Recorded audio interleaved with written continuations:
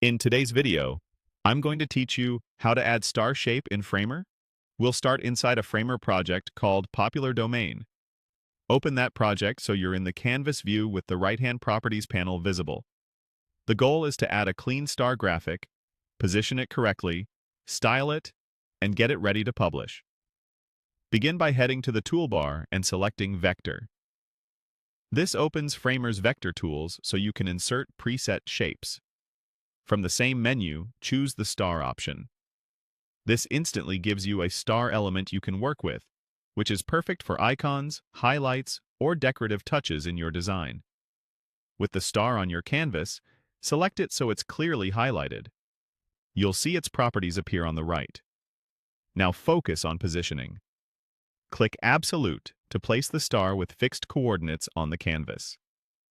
Absolute positioning is great when you want the star to stay exactly where you put it, independent of the surrounding layout. Next, switch to Relative. Relative positioning lets the star flow inside its parent frame, which helps it adapt to responsive layouts. Toggle back to Absolute to compare how it detaches from the normal flow. Click Absolute again to confirm you're seeing the fixed behavior, then once more on Absolute to maintain that selection. Finally, switch back to Relative. This quick back and forth is a helpful way to understand how the star behaves in different layout modes and to choose what best fits your design. If you need the star to move with its container on different screen sizes, Relative is usually the safer choice. Now let's style it. Go to the Styles section in the right panel. Open the color controls for the star's fill so the color picker is visible. Choose the hex color CCCCCC, a neutral light gray that works well for subtle accents and can be layered with shadows or strokes later if you need more contrast.